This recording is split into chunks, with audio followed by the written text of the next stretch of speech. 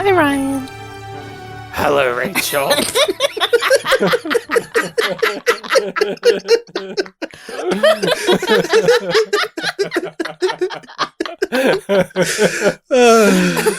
Hi, and welcome to YumYumPod.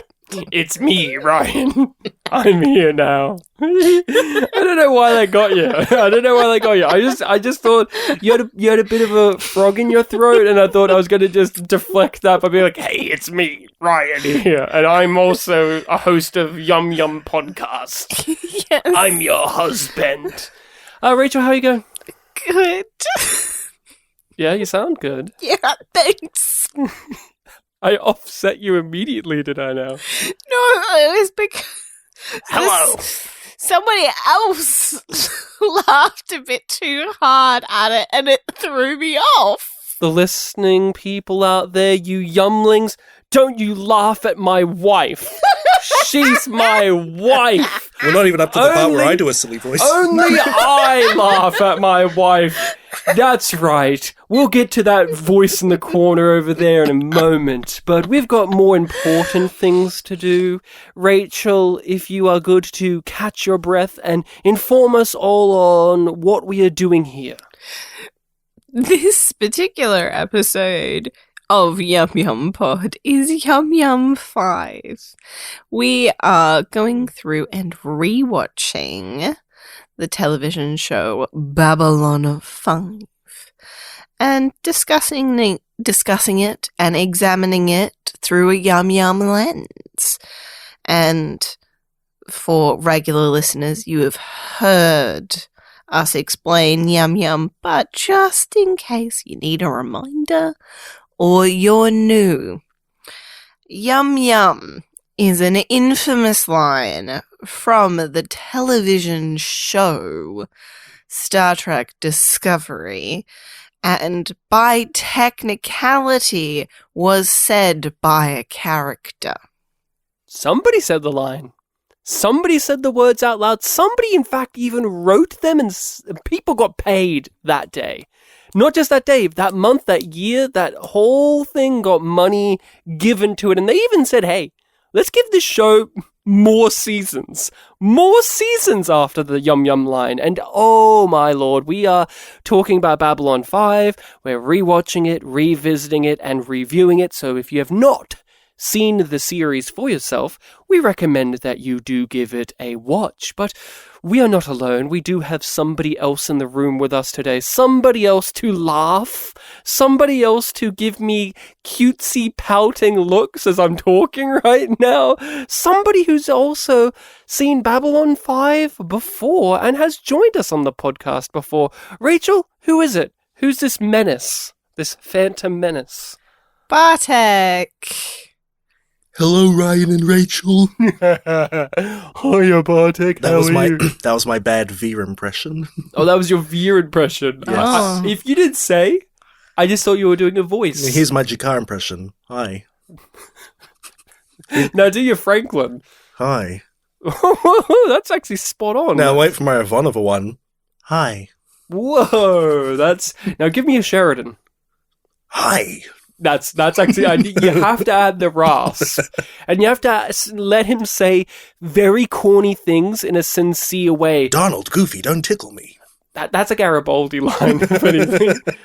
Sheridan's very much the guy who's, can I hold your hand? I'd just love to hold your hand and drink some orange juice. Delenn. And Delenn, her voice, if you're doing an impression of Delenn, you have to have the accent, which is always difficult, but the word to get you in, okay? People, impressionists out there, this is the word. You have to say John, but you have to say it like it's got an A in there. John. You've been on this podcast before. You are a fellow podcaster. In fact, you and I host a show together where we talk about movies. We've been doing that for a very long time, longer than YumYumPodcast has been around for. If I could say longer than your marriage. Oh. But not longer than something else of mine. So, yeah, Bartek, knowing your wife. knowing your wife. Rachel looked disgusted, but then you saved it. She knew I was talking about my penis, but you had to come in and give it sentimentality. So, Bartek, what's our podcast? Our podcast is called Spit and Polish Presents. Every week we do a show called Pictures Powwow. That was probably a bit confusing. Our overall name is Spit and Polish Presents, but the show is called Pictures Powwow. Mm-hmm. Every week we review a movie, whether it comes recommended from moi, you, or the listening people. Sometimes Rachel recommends a movie. She was our first listening people recommendation. Rachel recommends movies from time to time, and then we watch them, and yeah, we just go over it. We've done several things on the pod. Every now and then, we would once a month watch a movie at random that was found secondhand, and that's where a lot of Babylon 5 actors lived and breathed. Sometimes on the main field, we would do a movie like A Gnome Named Gnorm, and Ivanova would be the lead female actress. That's right, she was. That's right, she was. And she had to act opposite of A Gnome Named Gnorm, and he gave a thumbs up to her at the very end that you love very much. But yeah, Spit and Polish, that's our show. Now, you've been here on Yum Yum, so you've already given your explanation and your history with Babylon 5. Not really familiar with it until I pushed it upon you during the pandemic times. I was like, here, you gotta, just check it out. And well, even before that, yeah, like you said, on that monthly show, The Mystery Box, it just got brought up like every episode, it felt like, for a very long time. It wasn't my fault. I didn't choose the movies knowing that there would be Zach Allen or Captain Lockley or stuff. It was just like, here they are. They just keep showing up. Veer got it really good. He was like a lead. Oh, Veer was also a director to blame. Now, Rachel, we talk about episodes of B5, but we also ask who had YYE, Yum Yum Energy. Who in the given episode we're talking about would have said Yum Yum? We're looking at Shadow Dancing, the second last episode of season 3. Who do you think, Rachel? Who had YYE? Yum Yum Energy. The alternative Franklin, I think, is the clear choice. Why? He's got a fuck ton of YYE. What are you talking about? Well, that's an explanation. Just, he does. Rachel, can I just say, as a teacher, you should say that for every essay. It's like, explain. It's like, what are you talking about? It's so obvious. Yes, it's obvious. You're right, 100%. You're right, 100%. You've nailed it there. YYE is generally like high octane energy that sort of comes out of nowhere, and it's almost like an affront. Or a character that is strange enough where you could put those words in their mouth. Now, and the alternative Franklin is both of those things. Yeah, is that a better explanation, Bartek? Would you give her 100%? I guess. To be honest, I completely forgot about the Yum Yum Energy part of the podcast, so I have not thought about this at all. Now, Bartek, it's your turn. Who is it?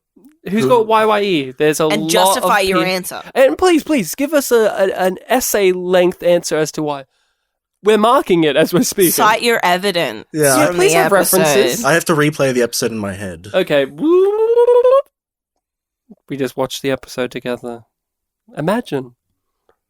Bartek's really postulating. We watched the TikTok version. I remember the last 2 times it was really easy because you told me about it beforehand, but I've completely forgotten about it. I'll give you my answer. Sure. It's not Evil Franklin, although I do love alternative Walkabout Franklin. Mine is the woman with her child and husband walking in down below, sees Franklin, is like, don't touch him, you don't know where he's been.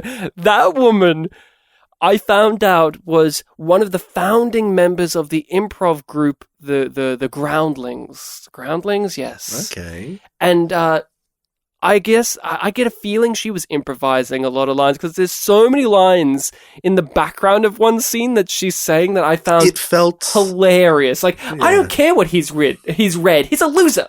Yeah, you know what? Saying that she's an improv person really kind of fits because she felt very, like, on the nose about what this character is meant to be. You have to select an answer. Who is the YYE person of the episode? Look, I think I'm going to have to be very brave and piggyback off your answer, Ryan. Sorry, Rachel, but Franklin was also my backup answer because I knew that one of us would pick him, but I didn't want this lady to go unmentioned. I guess maybe runner-up the criminal who didn't stab Franklin. You know, he was like, why the hell did you stab that guy? I don't know. I feel like he's been through a lot with his partner. Not the one that did, who was just like, You went in. I am crazy. Oh, look at me. I stabbed someone. I totally have yum yum energy. No, the guy who puts up with that every day is the one with the yum yum energy. I love that. Let's write a fanfic about their life. So my friend stabbed a guy today, and I was like, whatever. Like, Why are you always like this? He's always stabbing people, and I'm still friends with him. That's a story. Honestly, the whole station should just have yum yum energy. Just the whole concept of the fact that, someone's on walkabout and it's really hard to locate them when they're on, like, this giant spaceship where, like, I know it's big and it's got, like, 250,000 people, but it's just a crazy thought that, like, the same place that you're housed in can be so big that you can't find someone. You have the DVD description I do. of shadow dancing. So could you please inform us all? Remind Rachel and I what shadow dancing was about. Yes. Oh, I'm a professional shadow dancer, but that has nothing to do with this episode, so I was a bit let down. So episode 21, well, of season 3 at least. It's like episode 22, 24 plus 21, like what, 65? Yeah. Shadow dancing. A time of confrontations. Franklin confronts his personal nemesis and finds he is that foe. Plus, Sheridan's war vessels battle the massive Shadow Armada. Our last guest also read it in the exact same sing-songy way. Like, the first one is, like, deadly serious. Then, meanwhile, Sheridan is doing this. Plus, additionally, Sheridan is doing stuff. It's not a moreover. We expect the moreover. Well, I mean... Meanwhile, I think a big problem in terms of, like, the writing of this description is... The introduction phrases it as, like, this whole episode is about confrontations. Here's the first one. And the personal confrontation. Yeah, and then the next one does go into a battle, but, like, the plus... It seems like it's an additional thing. Like, aside from that, this also happens, but that thing's also a confrontation, so... Yeah, you have to fit so much on... because the DVD booklet is only so big. It'd be like if, this is like a kind of backhanded joke. Do it on your friends, guys. It's really funny. It's like, I'm here with my friends, Ryan, plus Rachel's also here too. It's like, what's that about? Well, you got me. My history with shadow dancing is I've enjoyed this episode. I've always liked it. I think it does a brilliant job of mixing the sci-fi action, the shooty laser stuff where we're fighting the shadows, but bringing it back down to earth with the character drama of Dr. Franklin, a character that I've always enjoyed, but as a science fiction fan, especially of sci-fi TV, we often don't get the spaceship battles. But Babylon 5 was always very generous with their spaceship battles, very creative. They would show us maneuvers and tactics and how this ship fires and how this one reacts, and I always liked it for that, but coming back to it today, being somebody who's watched the series multiple times and having looked at Franklin and his arc more thoroughly on this watch, the Franklin stuff is very compelling, even if the walkabout episodes leading to this were more lackluster than they needed to be. The end result here, for me, has made it far more worth it. What about you, Rachel? I guess it's somewhat similar. It's just like, I don't like how we get to this point with Franklin's stuff, but I like what happens when we get here. Like, the end point was much better defined and executed than the journey up until this point. Yes, so once again, my history with the show is that I've seen it all once last year, and all the episodes that I've watched a second time have been for this podcast. So, to do it on here. So this is the third episode that I've rewatched properly. First two were our first two interrogation episodes, and this one is an interesting variation on the interrogation, as I am interrogation expert Bartek. This one is about a personal interrogation, which, forms very differently than a man capturing another man and strapping them down or whipping them. This one's a lot less sadistic, and there's not as much of an agenda because there isn't so much of a literal person. Yeah. I think there's an agenda to it. Oh, there's a definite agenda, but it isn't this sinister operation of a... Spoiler for everyone who's, watching the show. that other Franklin doesn't come back and there are no more, revelations about him. I'm sad. We just got the one Franklin who, got stabbed by a thing and got upset. But have you enjoyed this episode? Do you remember your overall impressions of it in the past? Yeah, when you told me that this is the one that I'm going to be on, the fact that this is the episode with the result of the walkabout, that was something that was very intriguing because it was an episode that is very, very important for the Franklin character where, this is the penultimate episode of season 3, so just teeny bit before the 60% mark of the show. And finally we get this kind of thing that we really wanted from the Franklin character where he cannot run away as he always has. And so I was already really keen to rewatch it. But then also very similar to the last episode that I was on, Comes the Inquisitor, there were other, some B-plot stuff that I also remembered really liking and was very pleasantly surprised to see, that was this episode. So, yeah, that was fun too. And since you are coming back every once or twice a season for us, you get to see just little windows of how the show changes over time. And I think, other than the first time, because it was so early in the show, every time I'm always like, oh man, should I get a recap of what happened beforehand? But generally I've been alright going through it, and this time wasn't as tough as I thought it would be. And what will you bring to this engagement? As many Minbari cruisers as can be spared, and some additional forces you have not yet seen. Let us know when you've finished your deliberations. But do not take too long. Our time is short, and growing shorter. And then she goes away, comes back, and there's only one guy there. Eldrazi. And he's just like, she's like, oh fuck, he's the only one that's gonna do it because I told them not to come back if they weren't gonna help me. And there's only one person there.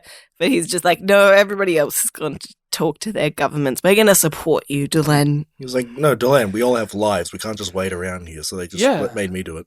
They're making me because I'm the most loser one of the group and I have nothing to do, so I'll come along. And Eldrazi, it's a nice little reminder or check-in about the Eldrazi. Like, hey, remember these guys from season 2? They fought over colors, and then by the end of the show, they're the people helping fuck over the Centauri. So every now and then, they make sure to give the Eldrazi ambassadors little moments to just keep furthering in your brain. These guys are going to be important, or that their ships in the fight, outside of our main ships of the Minbari or the White Stars, the Eldrazi ships are the most aggressively powerful. So I actually really like that on this rewatch of just keeping track of how the show maintains in the audience's brains, how it builds and how it maintains the smaller races for us, the viewer, to note them down and go, oh, I know who the Eldrazi are, or I know who the game are because they're the metal bug guys. They're not like the fish people.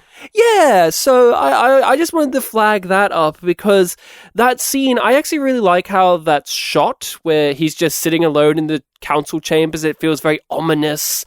The camera swoops in on him, but he delivers his lines very succinctly, gets this point across, and the actor gets to emote through all the makeup and give this sensation to the audience that he's trepidatious. It's not the regular dude, is it? No, it's not. Usually, it's a new dude. He's one of the other guys who plays the aliens all the time. There's 3 or 4 dudes on Babylon 5 who always plays the aliens. The usual Eldrazi, the infamous green Eldrazi, was played by Kim Strauss, who we'll see again, but it wasn't him today, so it was another guy. I can look it up if you want, but Bartek, coming back to the show, and this is at the height of all the shadow hijinks, what did you think of this side of the story, and what do you think about sci-fi action stuff in general? Does that turn you on at all? I remember... Please don't answer that question, Bartek. I don't want to know what turns you on. I really have to say, all the sexual connotations have been flying over my head this episode. So when Ryan made there was the dick joke thing earlier, now you're doing this, and I'm like, what are you guys talking about? Did I say what turns you on? This is the one time I brought a phallic thing into my umbrella, and I'm not even doing any jokes like that. So what was the question? What turns me on? Sexually, what turns you on? Please, your mum's going to listen to this episode. She wants to know. Excite you? Oh, right. Does the plot excite me, and am I turned on by spaceship battles? No, I remember last year when I was watching the show, in season 4, there's that one episode where it's kind of like one of the big climaxes or the big fighting episode. And Ryan, you phrased me like, oh yeah, this is one that it was really building up to. And I remember not being as hot on it as I guess it was expected to be, because I am more into, the discussion side of the characters drama of the show. So, I can do with a little bit. The amount that was in this episode was fine for me.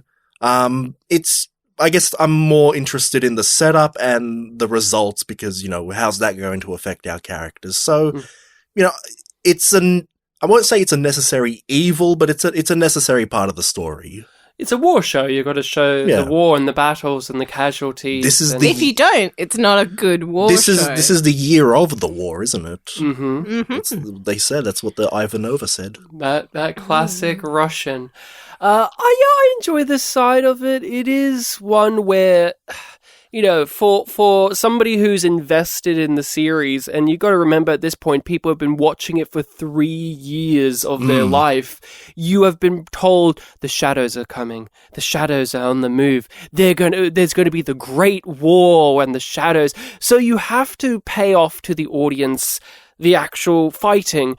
And again, I really want to highlight and praise how Babylon 5 is generous with its spaceship battles and things of that variety, because usually, even still in modern television shows, they leave that to the very end. But season 3 has had quite a few of them already, and we've had encounters with the shadows, and each one is a progression further, and it's not the exact same. Like in the first episode of the season, it was hard to defeat one of the shadows, and they had to outsmart them by opening a jump gate within a jump, opening a jump point within a jump gate. And then there was the other episode where they had to go near Earth, and they had to bring that crazy one out and kill it in the gravity well of Jupiter. And you got to start with the David and Goliath thing before you can get into the real battles. It is.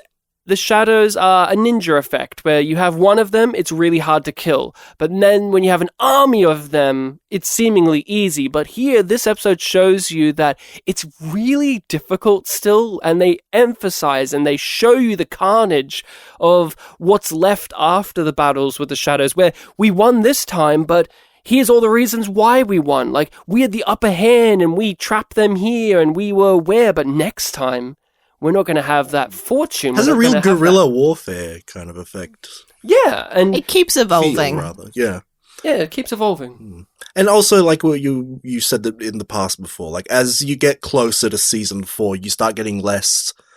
I don't mean this with negative content, but like less fillery episodes, gets more focused. Yeah, it becomes far more plot driven. So definitely at this point in the show, there's a lot of like expected intrigue every episode. Yeah. And to help bolster up this story, we do have it be drawn to characters, certain pairings. We have Marcus and Ivanova as the people on the ground, so to speak, the people who are waiting for the shadows and to send off the message. So you have lots of cutesy banter and moments with them, as well as the serious drama that has to ensue when they get found out and they are targeted by the shadows. Now, Rachel, you're a big Marcus and Ivanova fan. That I am. So this episode fed you. You were hungry and now you're full, right? You don't need any more? We can end their romance here? It doesn't have to go anywhere? Why are you threatening that? Because I know where it goes. And it's really sad. That's why. But what did you think, Rachel? Marcus and Ivanova, they're one of your favorite couples in the show. How has it been going for you on this rewatch, and how did it go in this episode? Sad, and it will continue to be sad, and then it'll get very sad, and then neither of them will be in the show anymore. Okay. That is factual. You make it sound like Marcus dies. I read a short story that says otherwise, Rachel. I haven't. I read that story. You didn't. Sorry. I haven't, but I've seen the final episode of the show. Oh, yeah. Where there's a little picture of his cryo tube. And it's like, guys, Marcus is still around. Wink. And also, Babylon 5 was an ISN report the whole time. Bye. And you're like, wait, what? Come back. What? Even the season 4 finale? Yeah, sure. How did that happen, ISN? How did you get that footage, ISN? But Rachel. Yes, I thoroughly enjoy it. I like them being paired up and him being adorably infatuated with her and speaking Minbari to her. Because he can. Because he can. And she doesn't understand it. So he can just flirt with her and say, oh, it's just this special kind of greeting we have as a custom. Where it's still romantic. The greeting that he describes is still romantic. Like, it's not as overt as what he actually said. Watching it today, I really enjoyed the Marcus scenes with her in the on the White Star in the where all the beds are, the beds that are on an angle, and just how unabashedly sweet he is. Jason Carter at this point in the show has really figured out the balancing act of the twerpy British quipster character that he has to play and the more quietly spoken, empathetic, romantic, and even dark-edged character of Marcus. Because even though I've grown to love Marcus now, earlier in the season I found him too intolerable, and it's the writer and the actor finding the voice of the character. And here, when he does have a line like this, since it's been around long enough and I've grown more warm to him, I appreciate it. But if he said this, if he did this trick earlier on, I would have hated it. I would have been like, you fucking freaky pickup artist motherfucker. You know, it's just so, like, I can see a reading of this being unfavorable, where if you don't like Marcus, this moment here could be a creep factor thing for you, but I've been endeared to him even more so. So when you have this stuff between the two, it also does make me sad because I know how unhappily it will all go. Bartek, you're revisiting this. This is something I haven't heard too much from you about when we talk about B5 on our own time, where you and I will talk about like Londo and Jakar and the attachés and the big stuff and all the fun little minor characters. Long runners, yeah. But what do you think about the Marcus and Ivanova romance stuff? And what did you think of it here where it's still blossoming? So let's put my context back into the forefront. So I've just seen the show once all the way through, and I've only rewatched the episodes for the podcast. In preparation for this one, I did have to dial my mind back to like, okay, it's late season 3, so there are these elements at play. This is what's coming up. So this is the general idea of, what's current in the show. For some reason, Marcus was a complete blind spot in my head. And so when you get the first shot of him where he's just in the room with Sheridan and Ivanova, right? I had this really interesting, like, humble moment where I was just like, oh, Marcus. Like, and I was just thinking back to like, oh, the last I saw of him, he died, he was out of the show and he was gone, and it was a presence that was missed. And so suddenly he's back in front of me again, and I had this moment of like, oh, I'm really glad he's back. This is a really nice feeling. And, the fact that this episode has that really romantic moment, like, it really worked well on me this time around. I really, really enjoyed Marcus in this episode. Yeah, he fills a special he fills a special place. And Rachel, how would you describe that place for you? I don't know. Like, it's a lot about how Marcus makes me feel rather than the role that he plays, of that, like, endearing annoyance, which listeners will obviously be familiar with the fact that I like it because I married you, Ryan. What does that mean? What does that mean? Why are you not answering? What does that mean? Even Bartek's looking like, what does that mean, Rachel? Please expand. I didn't fully take in. What There's was no being said, sexual so- references in this one, Bartek, for you to miss. Although I do annoy her sexually as well. She's like, God, Stanley, he's so damn hot, but I can't do anything about it right now because I'm at work. It's so hot and it's summer. Yeah, it's so hot and it's summer. Oh, it's so hot and it's summer. Isn't that like a CD compilation that you can buy at the petrol station? I got it. No, that's so fresh. That's so fresh. So yum yum. So fresh summer with so many hits. With Kelly Clarkson and Hot Shell Ray. Plus Adele. 2 CDs packed with 41 hot tracks. There's LMFAO, Calvin Harris, and heaps more. So fresh. It's the hottest album this summer. What I really think I've gravitated towards about the Sheridan and Delenn romance, and this is The maturity? The maturity, but no, in terms of the drama that's behind it. Because a part of shipping, a part of romance stuff is the innate drama that is in the story. So for Marcus and Ivanova, it's the fact that they don't get together. The fact that she's so internal and he's so external. And that they're both professionals, they've got other things to do.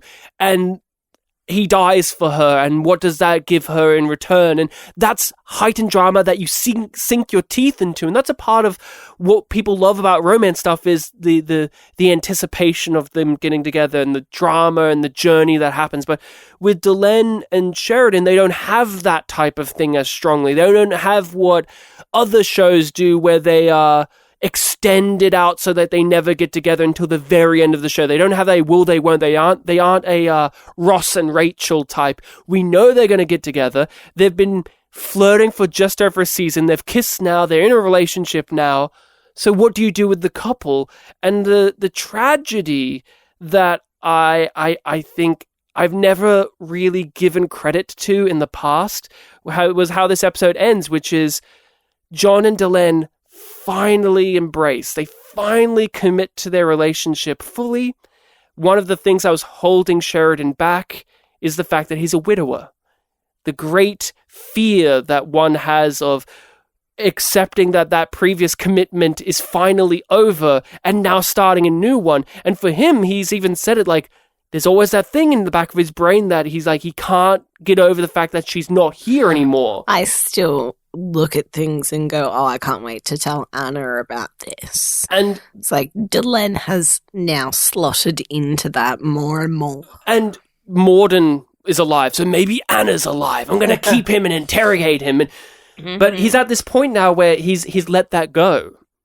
And this is the episode where it ends with Anna coming back. But I just never have appreciated that kink in the story of their love, because it is short term, but it is something that over the last few episodes, my gut was sinking further and further down, just going, oh no. He's come so far and he's going to get sent back 3 places so soon. Because, that was what I was thinking of a lot of the time when we get the Z countdowns. Yes, the Z minus 13 days, 7 days, 3 days, all of that stuff has been building well, then to... we're getting even, because, we know that that's Zahadun. That's Sheridan's death, really, that we're counting down to.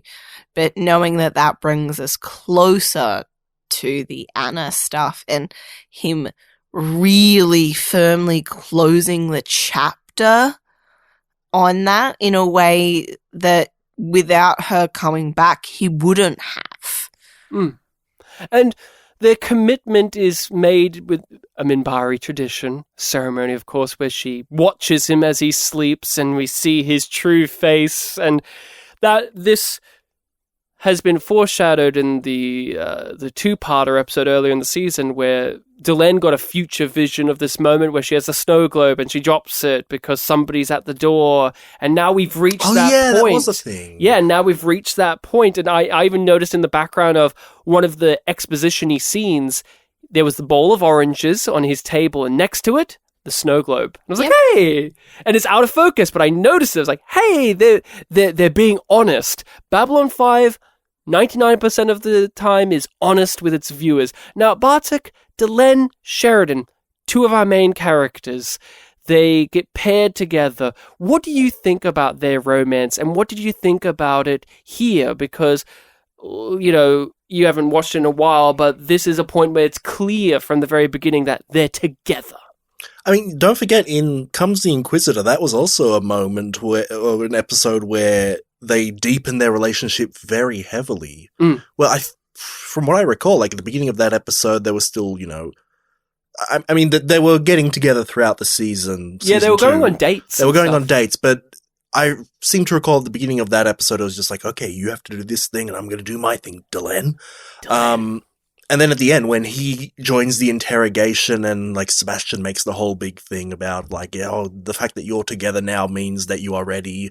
And I'm pretty sure, like, they, like, hold each other in that episode as well. So it really felt pretty strong there, which, again, thinking back, having seen the whole show to where they end up and thinking, like, oh, yes, it takes so long.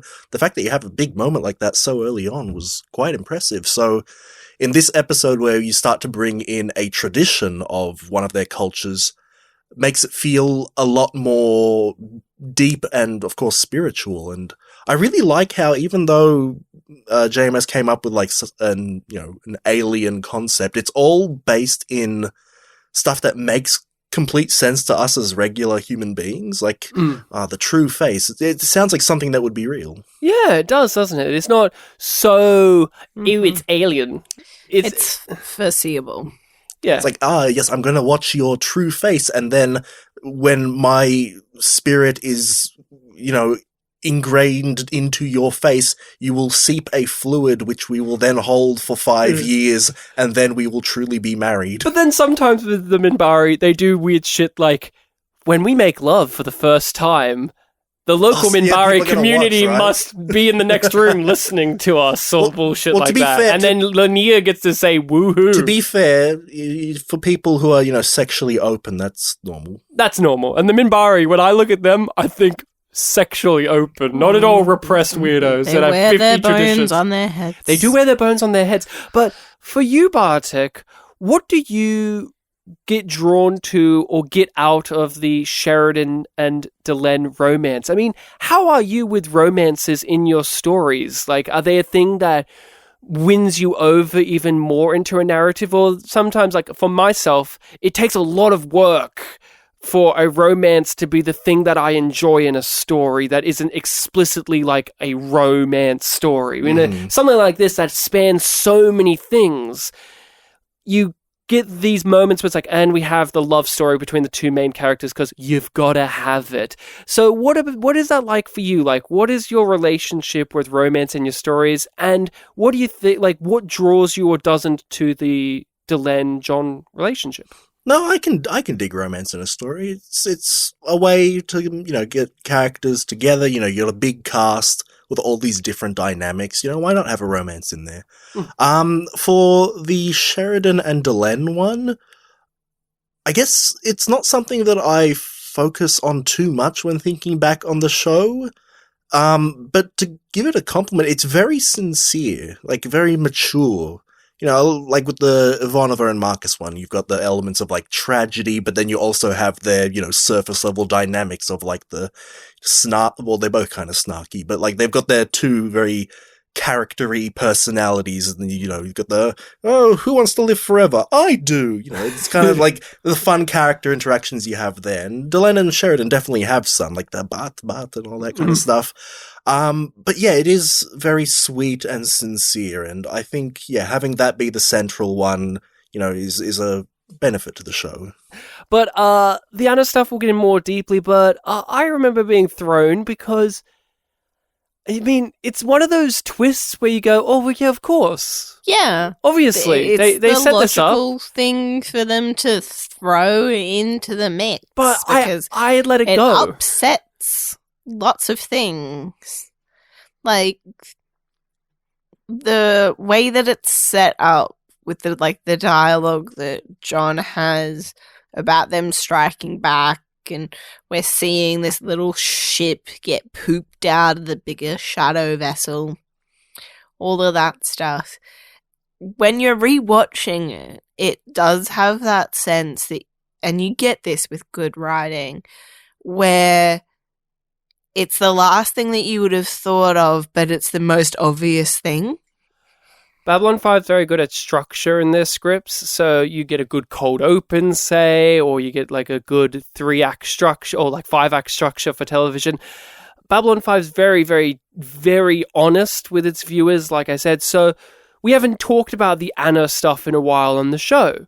But since we haven't talked about it, that gives the weight of this even more heft, because you get in many stories, they give you a little reminder, an episode or two, or even within the same episode of a thing they haven't talked about in a while, and you go, oh, okay, that's going to come into play. Or now in modern television shows, they even ruin it with the previously ons, and they show you something on a previously on that you haven't seen in a while. You go, oh, so that's going to be in the episode then? Okay. Yeah. And since Anna hasn't been referenced, and he hasn't thought about her in a while, we haven't thought about her, but when she comes back in, it's a twist where you go, well, yeah, of course, because they've left that unanswered. Like, they've left enough questions to that, where if the show picked it up again, it's exciting, or if it doesn't, it's not a betrayal either. Like, if they never brought her back in, we wouldn't be sitting here going, well, remember when they asked all these questions about Anna and if she was alive, and they didn't actually answer that? Like, that's such bullshit. We wouldn't be doing that either, because the lack of closure there just goes into his grief process as a character, which was the whole point of his introduction in the show, was he was grieving. Because it's not just doing one thing. Instead, we're asking, so how's his sister? Oh, man, she just fades away, doesn't she? It's all about his dad and his mum after a while, but that sister, Lizzie, whatever happened to Lizzie? How has she reacted to Len? Yeah, how does she react to Earth going full martial law? Is she okay? Is Lizzie okay? Hashtag Lizzie okay? What's her dynamic with Londo, should they meet? Should they meet? Her and Jakar would be friends, I think. I would prefer conscious, but I don't know what your pleasure threshold is. Franklin, we haven't talked about him as much because he goes on just a little walk and stuff happens, He has a really I guess. good friend called Garibaldi. He does have a great friend. Now let's talk Garibaldi. about Zach Allen. Let's talk about Zach Allen, actually. Zach Allen is also He's a so really concerned good for his friend. That's really nice of him. No, Garibaldi's actually concerned for a friend, and No, but he's concerned for Garibaldi, who's concerned for his friend. I did like a little physical piece of acting from Jeff Conaway there, where right before he leaves that scene at the beginning, he does stop at the doorway and look back at Garibaldi, and then he's like, no, just go. It's just that little touch that lets you know that Zach does have opinions on this. Like, Zach does have an emotional reaction to what's happening outside of just Garibaldi tells him and us, the audience, exposition to catch us up on. But which I was very thankful for, since I'm not rewatching the whole show. And you have to remember, people could have been missed a few weeks of the show. This walkabout's only happened for like 3 weeks at this point in like real world. It would have been 3 weeks ago he went on this walkabout. But you have Zach, he has an emotional reaction to it. It makes him come across as more than a device in the script to help catch up someone like Bartek, is the audience surrogate who's like, hey, could you catch me up, Garibaldi? Him stopping there and actually him giving advice to Garibaldi makes Zach a person rather than a thing in your script to just help other things happen. Just with Garibaldi briefly, he's one of his roles in the show that is very successful is that he's a good friend. He's a good friend with Sinclair. He's a good friend with Garibaldi. He's a good friend with Jakar, I should say. And he's a good friend with Franklin. We've had a few episodes where him and Franklin bounce off of each other. The Franklin arc hinges on the relationship with Garibaldi, because Garibaldi is the only other main character to really talk to Franklin about the addiction, because he himself is addicted to alcohol. So he understands what this process is. And we get that caught up with in the one of the opening scenes with Garibaldi, where he feels bad about having not followed Franklin, having not gone after Franklin, because when Garibaldi's done this, he wishes that people went after him, because he's a guy that's also run away from his problems. We know this. He ran away from Lise. He ran away from Mars. He has that. I fucking love the line that he has about, like, sometimes people walk away because they're like, genuinely walking away, and sometimes they walk away to test you to see if you'll go after them. If you go to hell with them, and Garibaldi's worried that he went the wrong direction there. What did you think about that stuff, Bartek? Because to get us into the Franklin drama, we have to see how it's affecting the other characters, and so we have Garibaldi to be the means to that end. I mean, even beyond Garibaldi, it was good that pretty much every character made some reference to the fact that Franklin's gone. Like, even if it wasn't like the big focus of, the line, it was just throwaway, I think, with Sheridan. It's like, we got this problem, Franklin's still gone, blah, blah, blah, blah. It really does show that he has a big impact, even though, like, the place where he works is presumably, like, a little bit further away from everyone else, the med bay. And since he has a presence. And that was a part of his problem. He was isolated a lot. Franklin went into his work so much, and since his work was elsewhere from everybody, they didn't really notice that he was having a problem. We, the audience, took a while to figure that out ourselves. I remember, and this is what I wanted to get you in on for this, Bartek.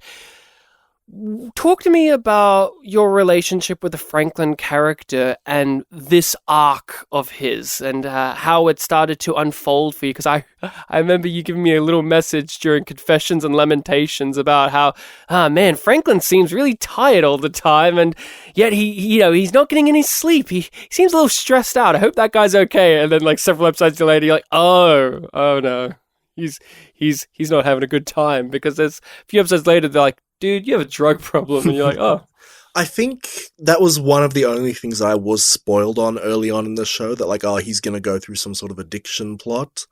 But yeah, it wasn't too overt. Like, it was like kind of veiled from us, which was pretty effective, especially, as someone who was expecting it. But yeah, I think I said it in the first episode I guested on here, and the Starful of Skies, where Franklin's a character who is not so much changing like everyone else, but is like kind of, challenged about who he is. And often that's, with his patience and his morals and stuff, but this one's more about him as a person, which is why, his All Walkabout is about finding himself, finding the person that he is.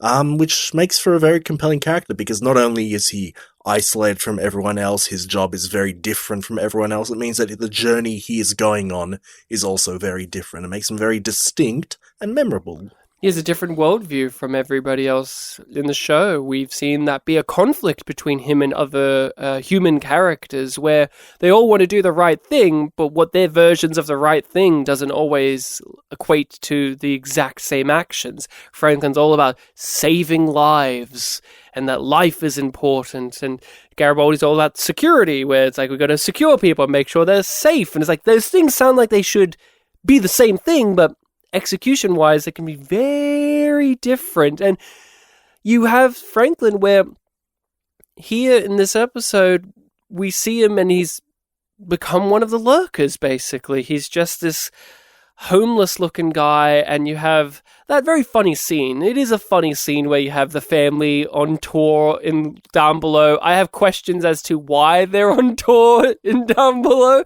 and why they're on Babylon 5 if they've broken away from Earth. That's another thing. JMS, please answer that question. I don't know why. Tell us about that hand thing you did. Yeah, and the little hand thing there, that was cute. It reminded me of Thunderpants. It reminded you of the great British film Thunderpants, but I actually really like the scene outside of the comedy. I mean, the comedy I find enjoyable, but I think it's a really sweet moment, and also, well, it's bittersweet because you have the dramatic irony of them talking about him like he's this filthy, disgusting, homeless man. You don't know where he's been, you don't know, but we do. We know the story, and we know that he is the chief medical officer of Babylon 5, but he's going through so much drama himself right now that he has become this. And one of the stories that we hear over and over again in the background of Babylon 5 is about the lurkers, about how they're these people that had dreams and aspirations, and they came out to space or Babylon 5 itself, and then life happened and they're stuck here and they become homeless, and that's how it can happen to many people. They get trapped in these systems, and we see Franklin, he got trapped himself, and now here he is. Now this is a self-imposed thing, but a part of the episode is about how, Franklin, you are putting all of this responsibility onto yourself for a reason that is noble at heart, but also selfish. Babylon 5 has a diversity of stories where you can have the big intergalactic shoot-em-ups and the small, quiet moments with somebody like Franklin. What do you think about all of that, and how did it work for you? Yeah, I mean, it's effective. It all goes back to that whole idea of, you know, as complicated as things can get in the future or in a sci-fi story, it all still boils back to either allegory or literal human experience, like we talked about with the Minbari tradition of the face thing. You know, it's all about, these are things that people go through, even the future, even though it might be, you know, in a different form, like stims or whatever the drug was called in this. Yeah. It's still a problem that exists, and it even touched on the homeless thing as well, with the lurkers. Yeah. There's no geographical cure even for the problems of humanity. That is very much the mantra of JMS, of Babylon 5, where just because we're in the future and we're in space, you take the problems to space then. And you take the good. We take religion into space and all of the things that come with it. We take addictions and homelessness and inequality and also compassion. We also take all of the things that make us humans. We don't have that stripped away because utopianism is a thing that is far more ideal than what it is to be human. A part of the human experience is the rough edges as well as the smooth. When you go into a new form of life, you take with you, you know, what came before. And that's everything that humanity has gone through in, like, I was going to say 2,200 years, but, you know, whole history. Yeah, and Babylon 5 rides very well the wave of making that something that's positive, makes you feel good, but also can make you feel sad. There's moments in Babylon 5 where you, say with all of the human drama, with the rise of xenophobia and nationalism, where you just sigh and go, oh, is that a part of the human condition that will never go away? Mm-hmm. Is this something unavoidable? Is this just a thing that will always come up again, like it has throughout history, where we just find a scapegoat to victimize and have our aggression towards us? Is that just a part of what it is to be? And same with something like what Franklin's going through, where it's not just a drug addiction story. It's about how on an individual level, there is that thing where you run away from yourself, and people do it in varying ways. We said it, Garibaldi's done it himself in the past, and we'll see him do it again in the future. And Franklin's, though, is a very specific type.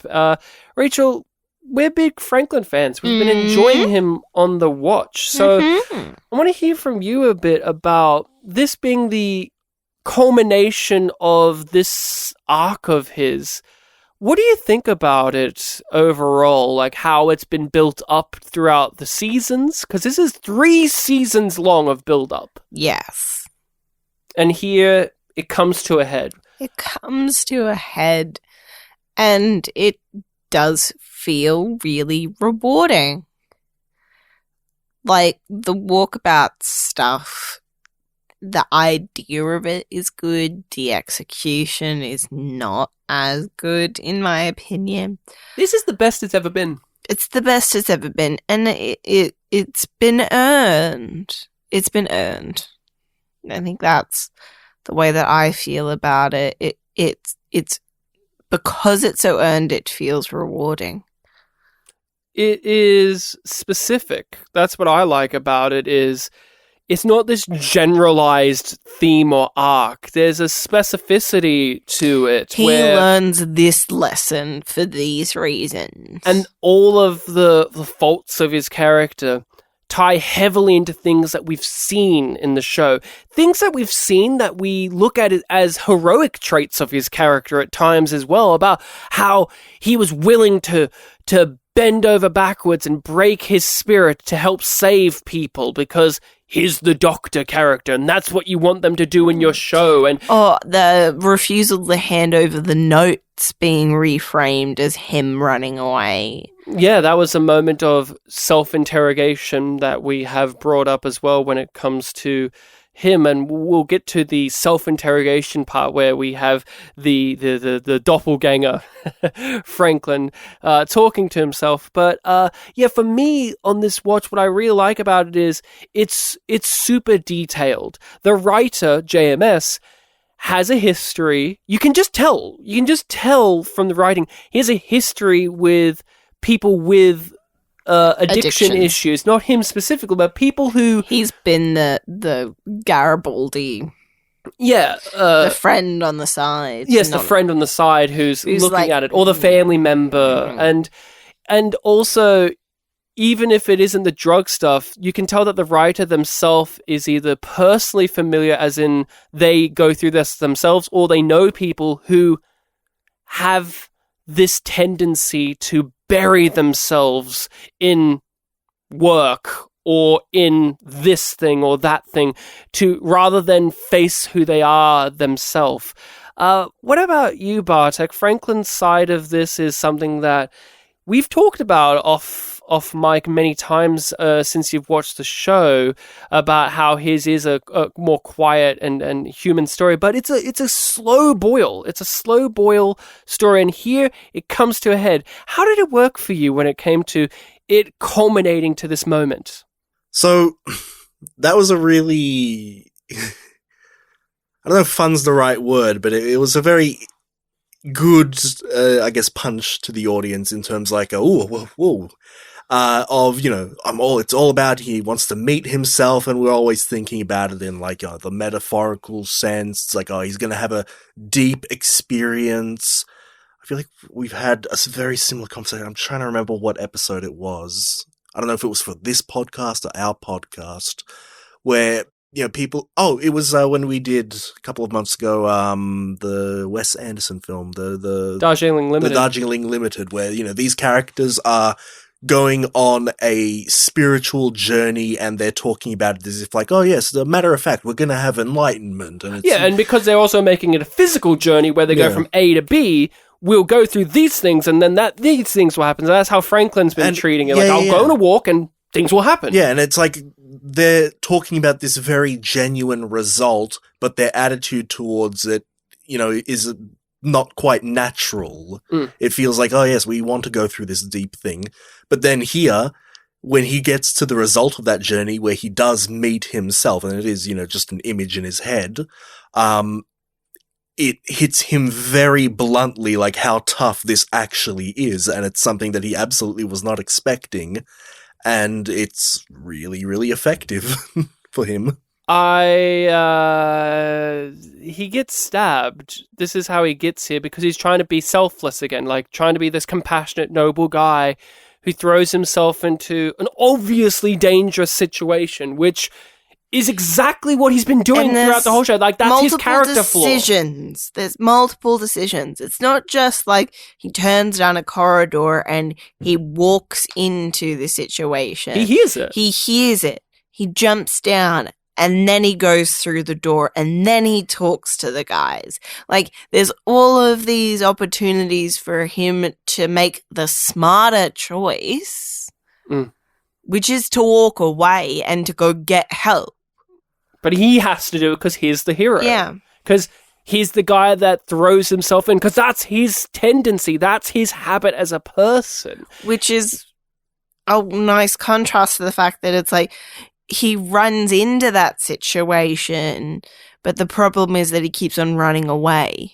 His profession, being a doctor, is something that was brilliantly paired with this story, because it does mask the core problem, because he's a doctor character, and he's a doctor, and he even says this in Believers, where we want doctors to be gods. We look up to them, we want them to help us, and we want them to do everything possible to help. So even in this moment where he goes to save this guy, I was stroking my chin and nodding, going, yeah, well, that's what he would do. He's Dr. Franklin. He wouldn't just leave the guy there. But what you said, Rachel, is also the correct thing of, he doesn't have to personally do it himself. He can go and get help. He can go do this. There's so many options ahead of him, but he's the doctor. He's the guy who's got to do it all. He's Franklin. He's got to be the one who goes in there. And in in a very similar situation to that, like an alternative one, it could be the case that, he either talks them down or, more realistically, they would run away. But as I was talking about with my runner-up candidate for Yum Yum Energy, the guy who ends up stabbing him is clearly presented as being a bit more of a loose cannon than the other one. So this was like a wild card that he wasn't anticipating, and possibly even the other people in the room weren't anticipating that the guy would actually go and stab him. It was a very deliberate thing. Like, it was slow, he had him there, and like in all the stuff I was reading up, like the whole thing of like it takes 7 seconds was brought up over and over again because of the UK editing thing. So it was, very deliberate and slow process. Which I guess wouldn't have been on Franklin's mind when he did it. It's like, okay, I am running into danger, but I'll be fine. Yeah, he was dealing with a crazy guy. It wasn't just a guy who's trying to rough someone up. One of them was crazy. And this happens later, of course, but he becomes all of these patients he's seen come in. We've seen this in the show, like literally Soul Hunter, the second episode of the show. His first episode in the show, he's treating a guy that got stabbed to death. Because he was in trouble.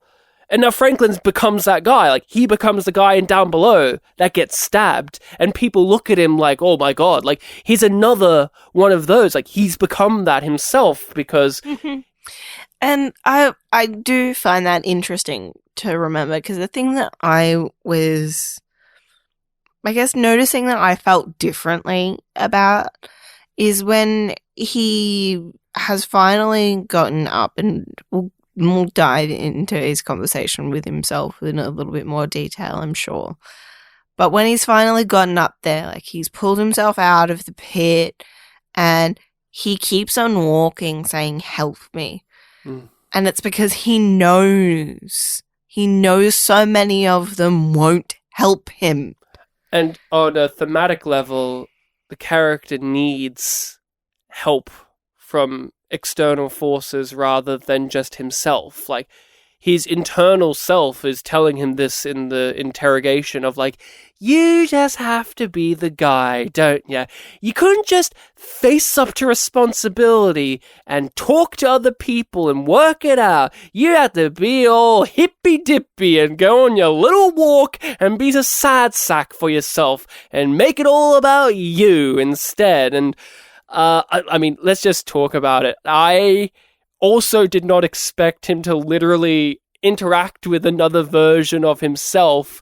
And, there's many reasons narratively how they do this, but realistically, it is JMS the writer cracking his knuckles going, come on. This is the most fun way that you could end this story of having like a physical manifestation of the arc come to life and just berate him and do the things that you, the audience, have been wanting to say to Franklin. Don't you go dying on me. His attitude is very much like, well, here I am. Always trying to be the hero. Never stopping to think first. Now, look where it's got you. Must be going into shock. You said you had to keep walking until you met yourself. Well, here I am. This is Babylon 5 going unusually artsy in telling its story and its metaphor. I think I was a little bit more open to it after the end of the last episode because, like, the cuts between Reefer dying and the song at the chapel. Mm-hmm. What? Yeah. The sermon that was happening. The sermon that was happening. The last few episodes of B5 have been presenting itself more artistically. They've had these things sprinkled in, so it didn't feel like, and now there's this. It's like, oh yeah, like this feels like it slips into the show fairly neatly. It's another deliberate choice, and it's a play. It is a choice, but they've laid the groundwork for it, so it doesn't feel like wrong. It sticks out, and that's part of its purpose. This wouldn't have happened in season 1. No, but it doesn't feel wrong or disjointed. it's just like, oh, okay, this is what's happening. On the first watch, I was just like, well, yeah. He's looking for himself. He found himself.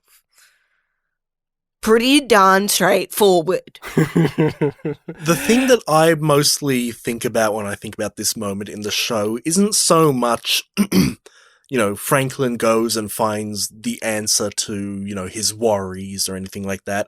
I see it as a payoff of this other thing, which is throughout the show up to this point, there have been moments where Franklin has interacted with other people, like the people he's close with, like Garibaldi, Sheridan, maybe Sinclair. I don't remember all of them. Ivanova, where, they do have like a bit of an argument and they bring up a topic that, challenges Franklin or he gets very passionate about. And the way that he argues with them kind of shuts down the argument to where, like, they can't continue, like, he'll run away. And it's like, okay, well, Franklin's a difficult character to argue with. So this is the payoff to Franklin finally finds the person that he cannot beat in an argument because it's Franklin. And he's not Franklin at this point because the other guy's the Franklin. He's a man that's convictions are concrete. Yes. They're crystalline. And the closest person to challenge him on that was his own father, where he was also the exact same. And one had to give in for the other to give in. Yeah. And he had to rely on his friendship with Ivanova to inform him in Gropos to do that because she was the same with her father. And she had not resolved that relationship the way that she could have.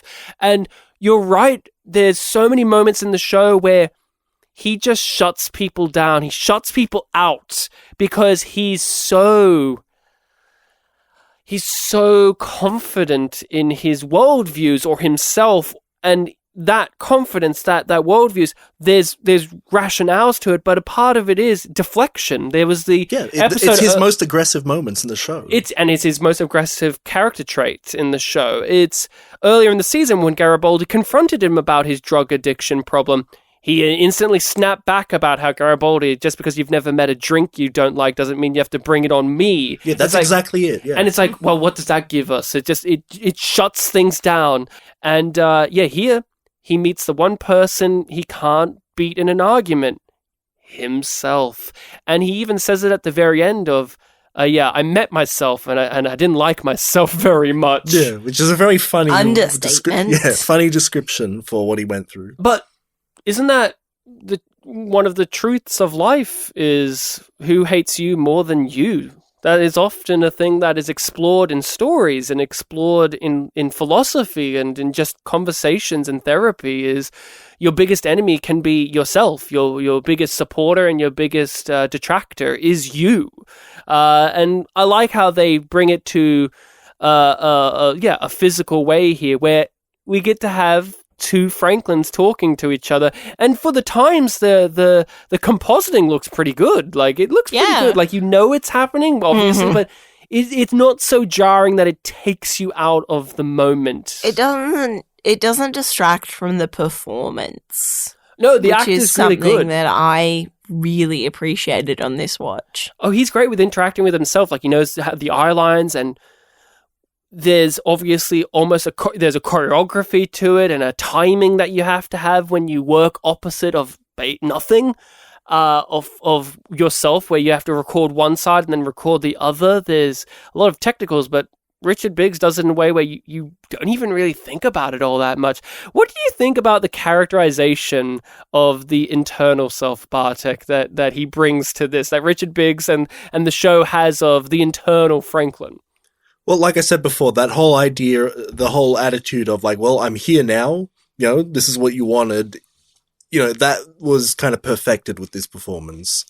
Yeah, he asks all the right questions. This is the internal mind version of him. He's not going to have like insecurity. He's not going to get confused by, whatever Franklin says. He knows what's true. He knows what's bullshit. And yeah, that's consistent all throughout. Like the only thing that I could possibly like make a joke out of is like when Franklin's getting up and, you know, he doesn't go to help him. It's like, well, yeah, he literally couldn't even if he tried to, but, you know, that's not what they're going for. And in that moment, he turns into his father, where he's like a drill like a millet, like, get off the ground. The tone. He becomes like very much like the General Franklin and, you know, he even embodies a bit of Paul Winfield's performance in that moment. I really appreciated the such touches layers. There's layers to it. And, Rachel, inner Franklin, dark, evil, dark, twisted fantasy Franklin has many things he has to say, he has to point out, and let's touch upon those a little bit more. He has the big speech about all the different ways Franklin's running away. Yeah, and the way that he's so blunt with it, and the way that Richard Biggs says each of those things, like they're another knife to the gut, each of them. It's like pulling it out and going back in over and over and over again. You run away from home. You run away from school. You ran away from your job. You ran away from people that cared about you. You ran away from yourself. You ran away during the war, you know, you did this. Now, that's the one where I've heard people have contention about, where he uses as an example of you burned up the medical research that you had on the Minbari, and then you just ran away. Like, it's another thing. And I look at that as the show acknowledging a thing that is important to acknowledge, but they don't say it so directly, which is, we know for a fact that in the Minbari War, humanity was going to be killed. Like, there's no question. There's no question. And Franklin, because he's a good moral man with a nice medical ego to back him up, he burned up the medical research papers because he didn't want to make weapons to fight back. And that's noble, that's good, that's a positive thing. But you have to imagine that in some part of your brain, you must How many lives have I cost with that decision? Or the fact that you were willing to sacrifice the human race. Your own race. Like, you were willing to sacrifice humanity because of your morals. And that's a good, like, we know that Franklin, like, that's a noble trait, but it is good to have at least some part of him acknowledge... There's a cost to having principles. Some part of him acknowledge about how fucked up that is also.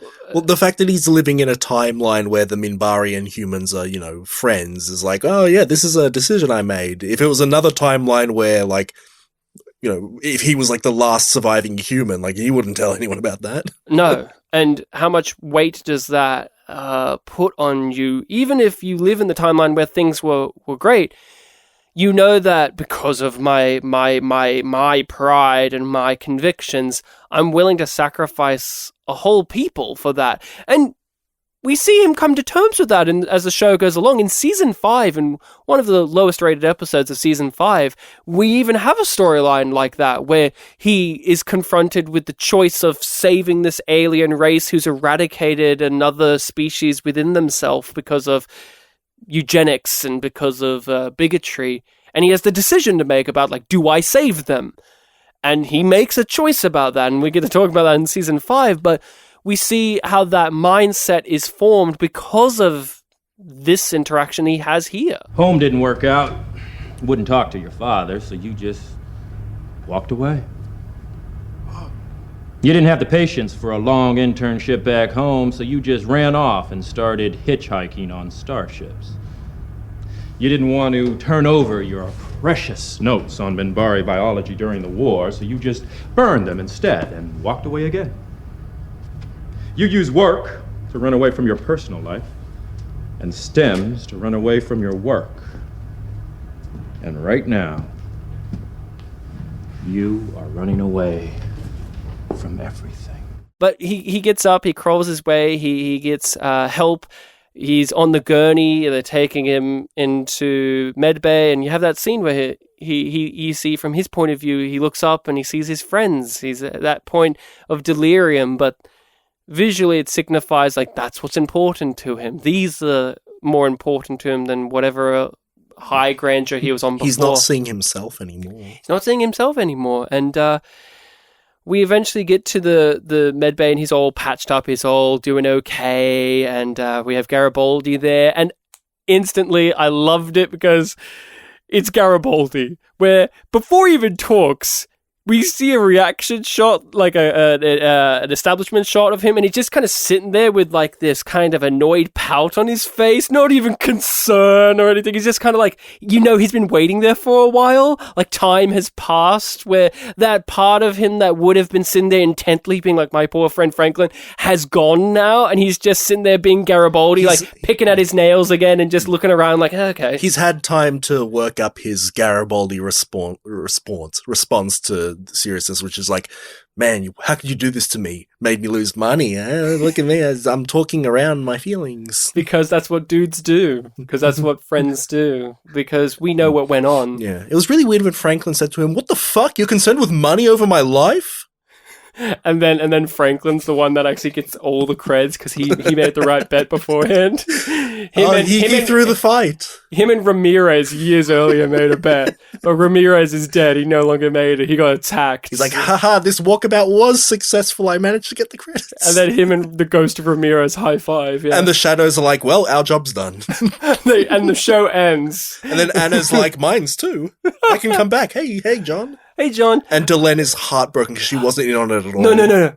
Anna only comes back to give all the credits away to Franklin. Like, she was holding it. She was the one that was actually, I would love that. And Marcus and Ivanova live happily ever after. But we get a nice tender moment where Franklin explains, like, it worked. Like, my walkabout did all this. I met myself, and I didn't like myself very much, but I learned the lesson I needed to. I do appreciate that Garibaldi is the audience here where he goes, okay, is it over now?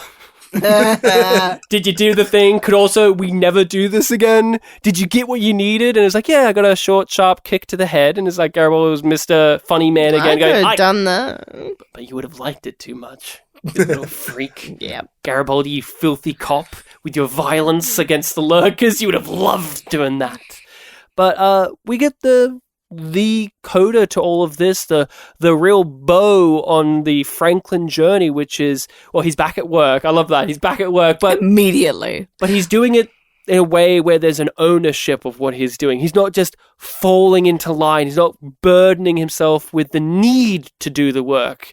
But he points out that he's helping other people. Yeah, he needed to survive all this so that he could tell his, underling how to hold that thing properly. I like that. That was a cute little piece of business. Right? Yeah, it was a cauterizer, but it's a good last thing of him to do in the episode. Like, back to something lighthearted, like the character we know. Yeah, but he's more jovial about it. Like, last time we saw him in sick bay, he was Mr. I said 13! 13! It's not him saying, hey, let me do that, I'll do it right. It's, I'm going to show you how to do it. He's teaching her how to fish rather than giving her a fish. That's a way to look at it. But we get the big speech from Franklin to Sheridan about what he's learned and what he wants.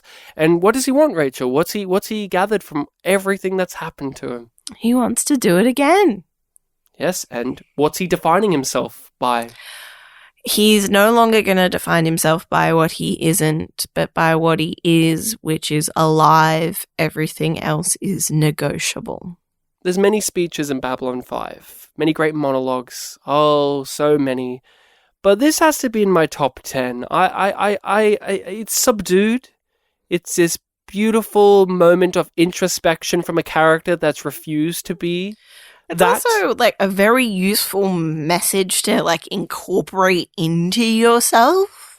And for somebody whose defining trait was saving lives, to actually look at what life is from this newfound way is also beautiful, because that's what he was all about, Mr. I've got to save lives. I've got to do everything I can. Infection. There was an episode where he got hit with an energy beam, and like 2 seconds later, he was like getting back up to do all the medical stuff because I've got to save lives. And they're like, Franklin, you got to slow down. He still understands the value of life, but now it's in a way that appreciation. There's an appreciation for it here. I mean, Bartek, what about you? What did you think about what he comes away with here? Pretty much on the same page as Rachel here. It was a very relatable message and a very simple one that you can easily apply to someone just as general advice.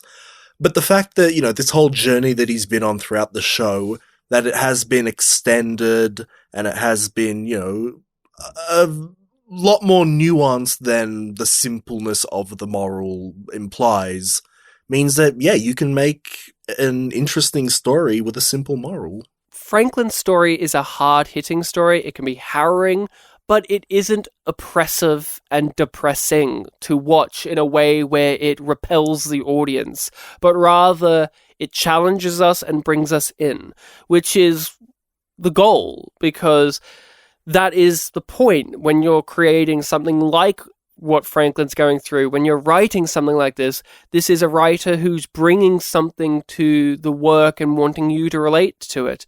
JMS himself got stabbed in real life. That was something that happened to him when he was walking the streets, doing a walkabout of his own.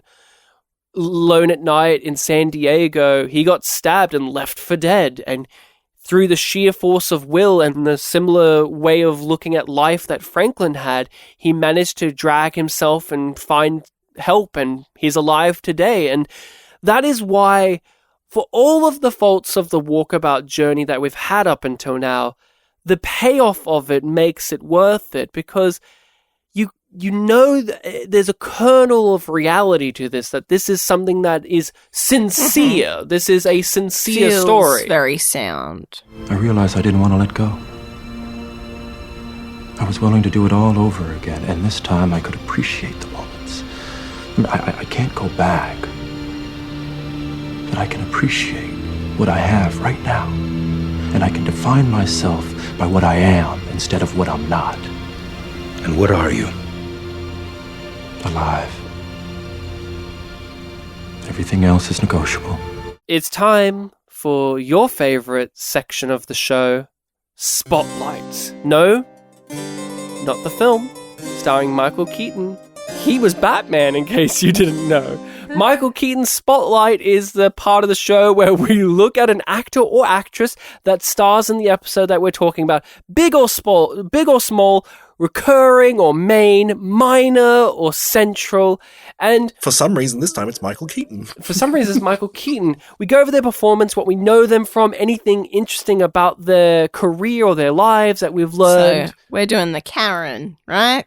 She was a possibility of talking about the bitchy mother, but it's time to talk about Richard Biggs. We've already praised him throughout this discussion, but Richard Biggs, who plays Dr. Franklin himself, we talk about main cast members from time to time, usually when they're leaving the show, but this was one where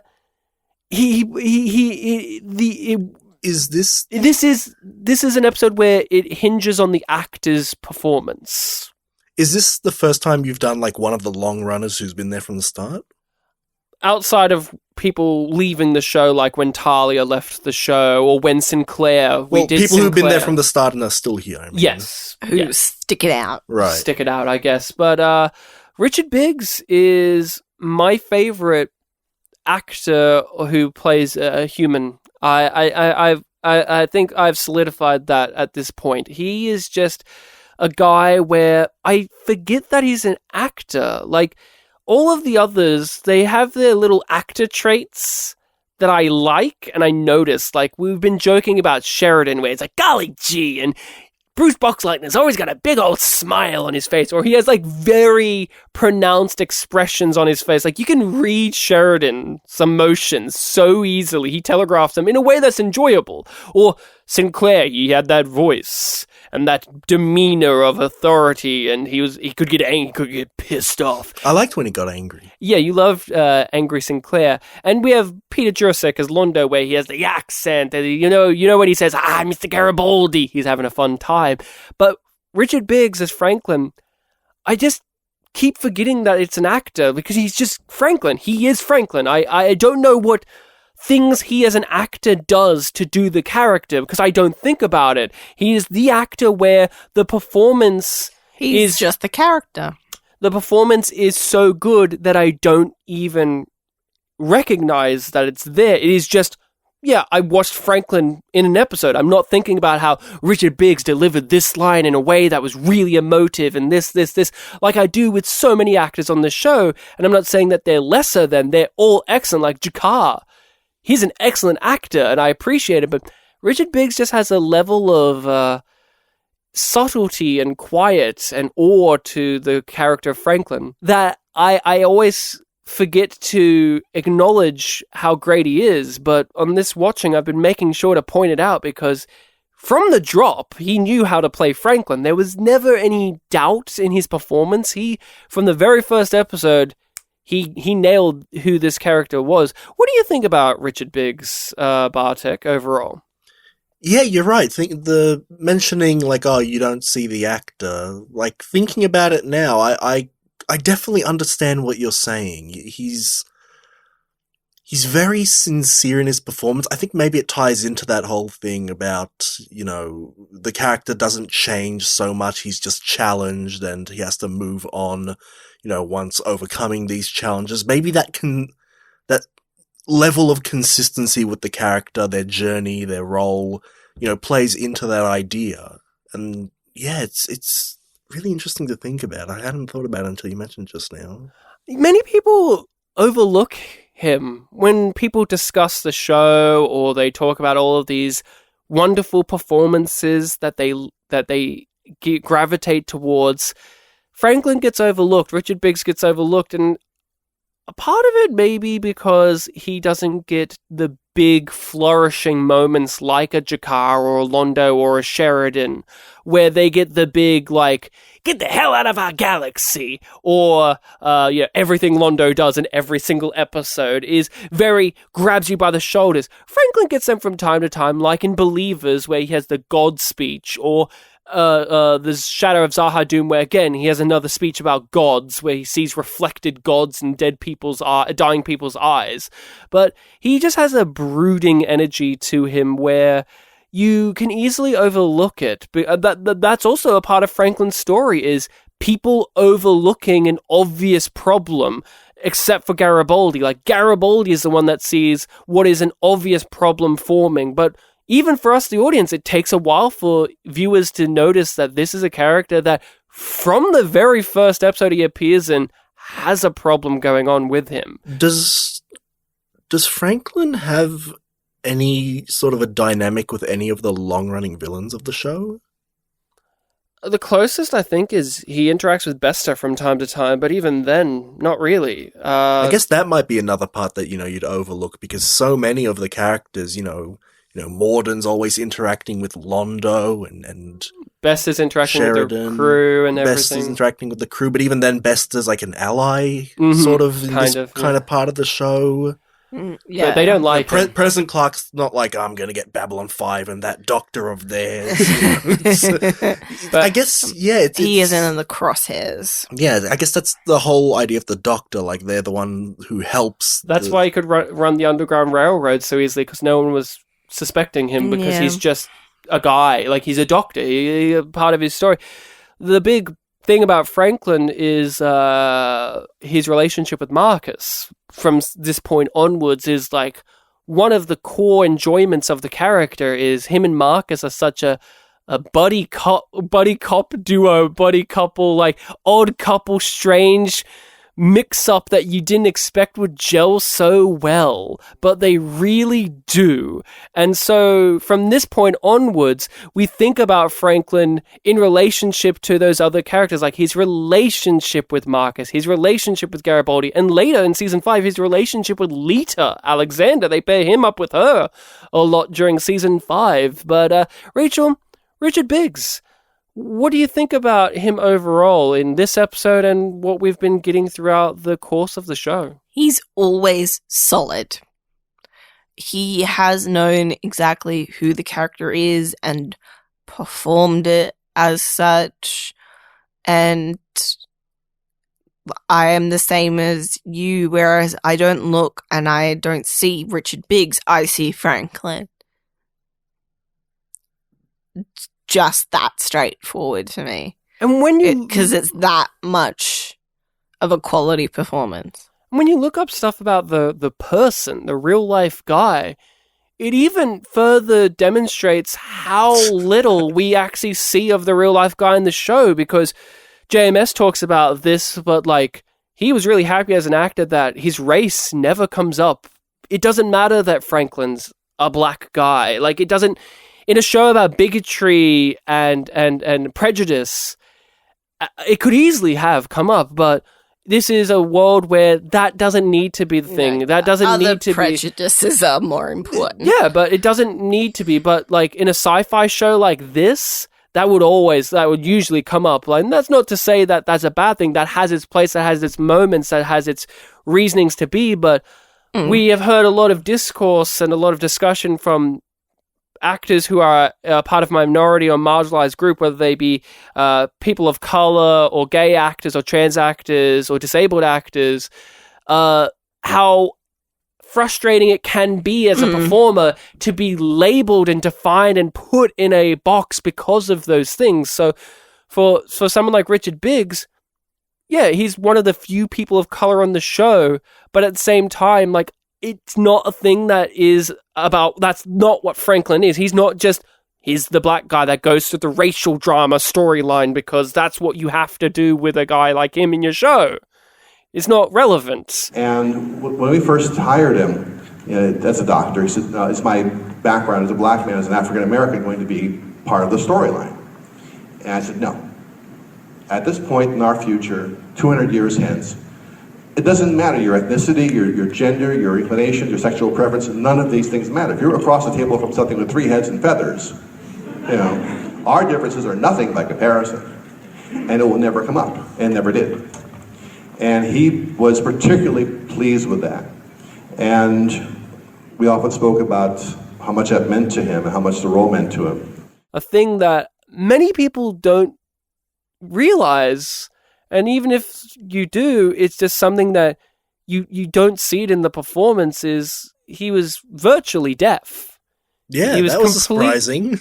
Right? He was completely deaf in one ear and like half deaf in one, completely in the other. He's like, what, quarter hearing, basically? Yeah. And so he had to learn not just his lines, but the other actors' lines and have to read their lips. Or at least cues, yeah. Or their cues. And from what I've heard from, the autobiography of JMS and cast members, never complained, Richard Biggs. Rick Biggs, as they call him, Rick Biggs. He never made a fuss. There was no incident about it. He was just that professional. It's like, he knew his limitations. He knew what he had to do as an actor to get stuff done, and he had to work extra hard to be able to not slow anybody down, and also just for his own means. And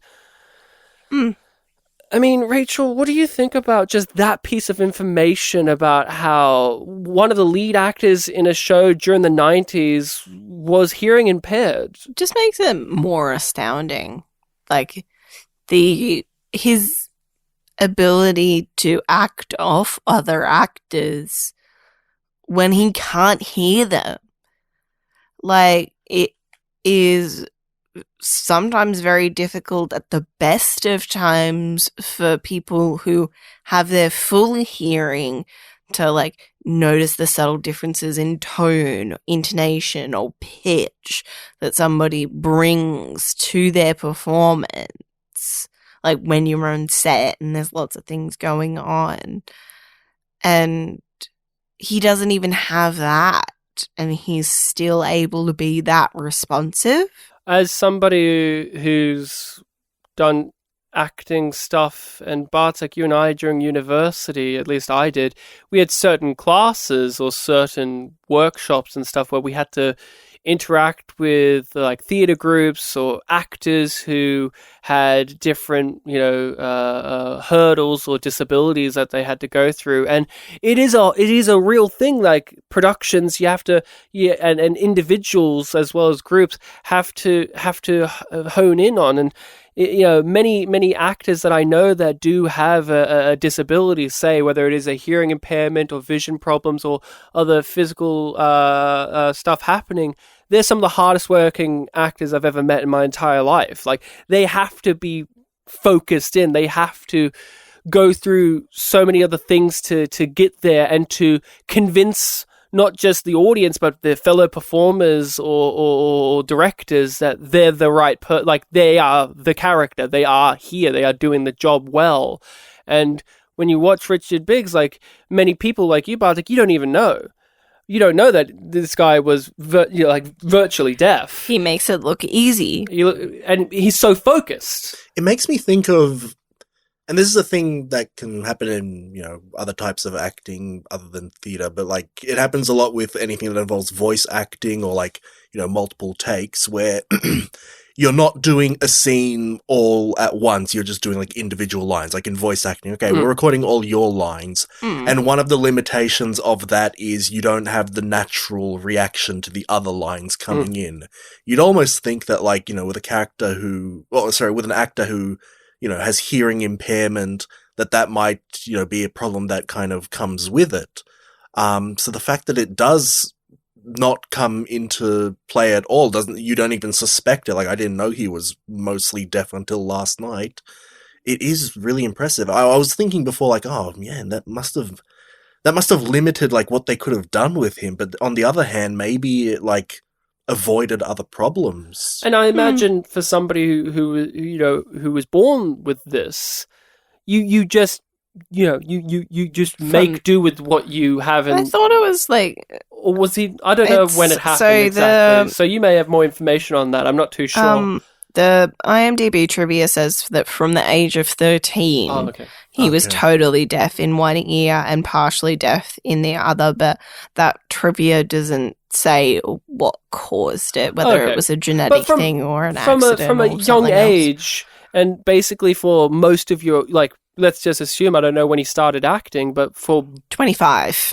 Okay, so for your entire acting career, this is something that you have to manage.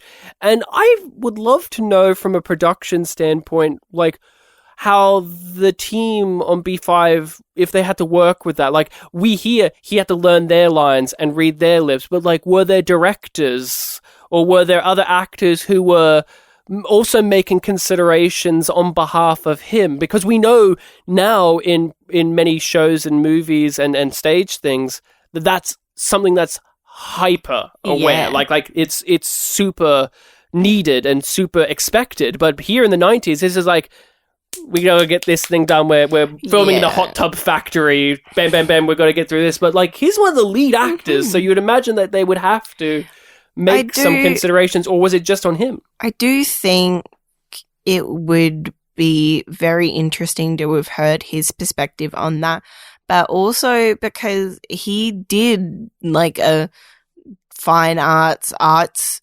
university degree.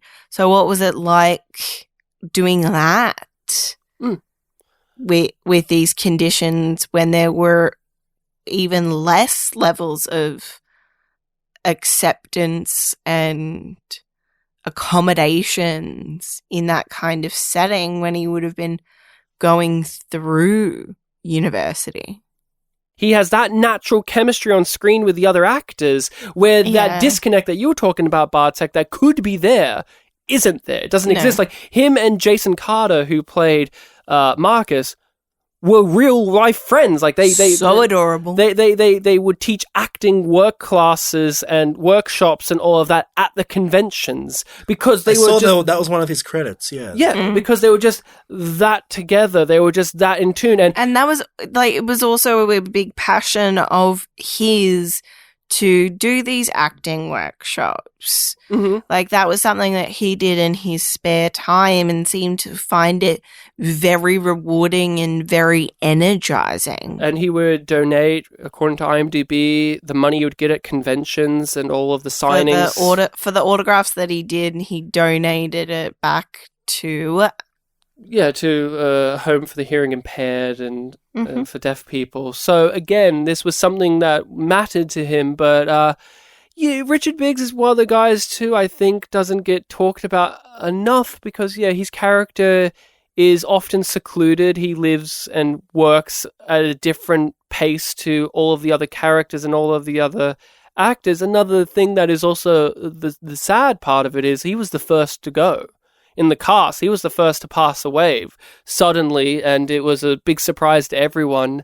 There was always the comment that JMS would make about how him and Michael O'Hare will outlive them all because they were like fit, healthy dudes that were like loved life. And Babylon 5 has had, that unfortunate thing of many of the cast members have passed away, sadly, at surprising ages or just rapidly, one after the other. But Richard Biggs was the first to go, and just a handful of years after it ended too, like 2004, right? Yeah, Yep. and it's a sad thing, but the thing that people know about was he was very passionate about with the fans. Like he would, after conventions, he would go drinking with the fans and party and just have a full on time. Like loved and lived life. But Rick, if anybody seen Rick at a convention? You know what he was like. He would come downstairs and he would party with the fans and dance on tables, and he and Jason would do acting workshops with you guys. And he embraced life at a degree to which I'll never get near. Most of his credits are you shocked to hear?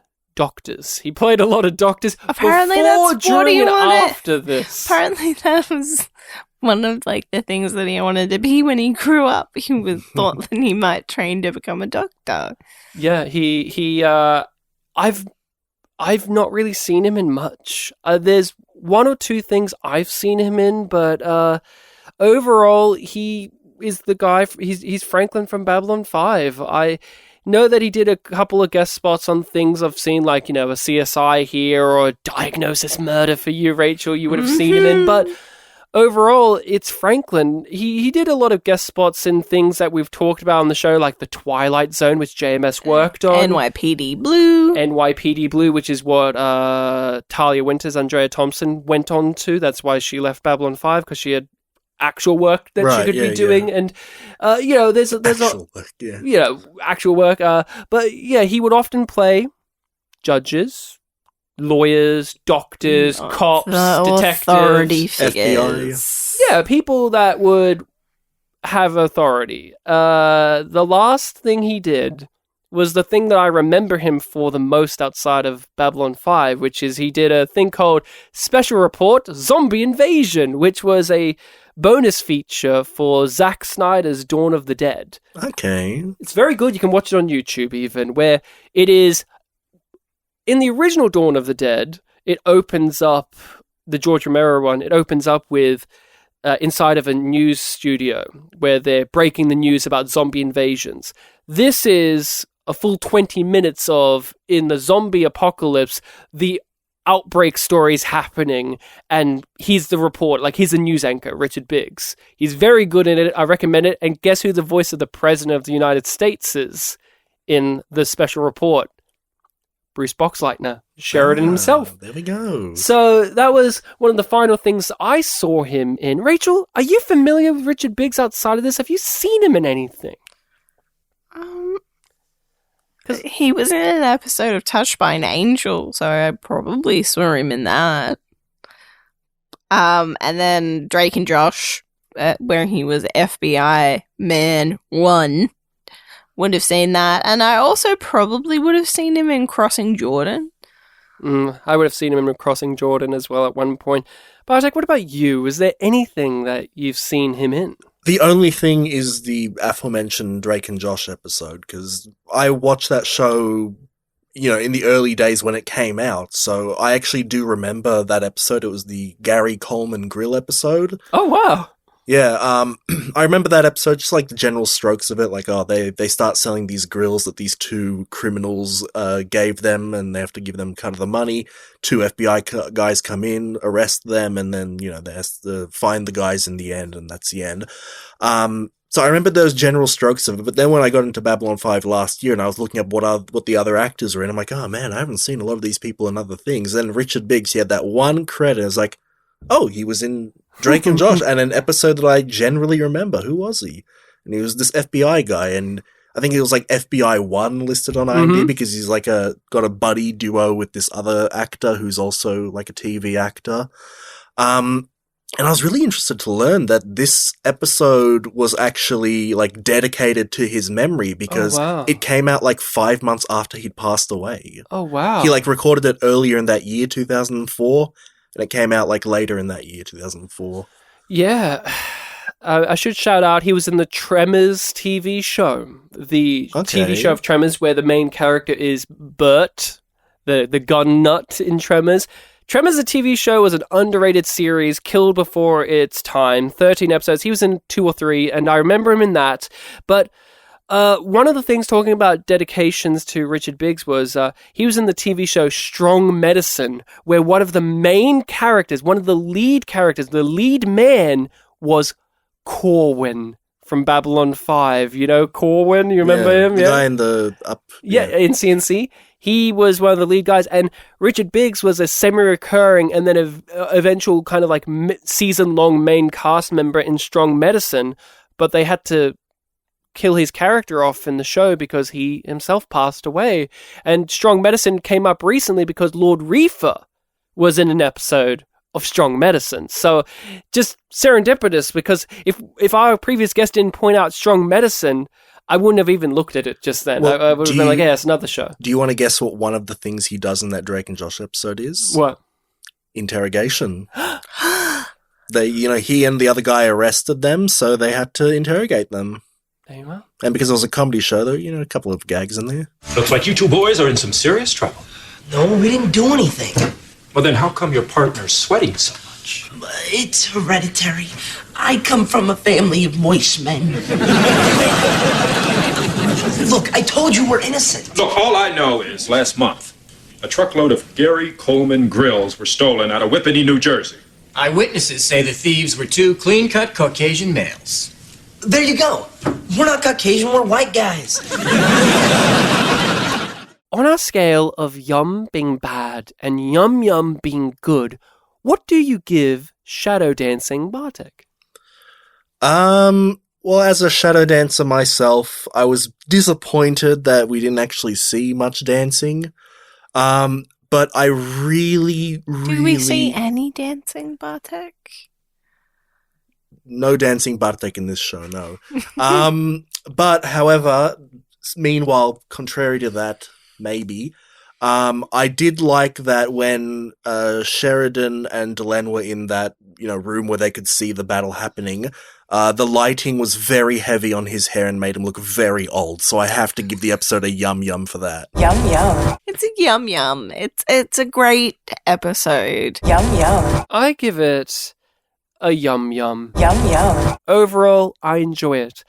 But that is all we've got for this. I am keen to know what the season finale is, Rachel, and what the DVD description has to say about it. On the next Babylon 5. Zahadum. The shadows send an unexpected emissary to Sheridan, the commander's wife, who's supposedly died on the Icarus. Oh. Her mission? Bring Sheridan to Zahadum for a high-level meeting with shadow leaders. Is that it? That's it? Yeah, The first half of that description happened in this episode, so fail again. So you just want me to say, her mission?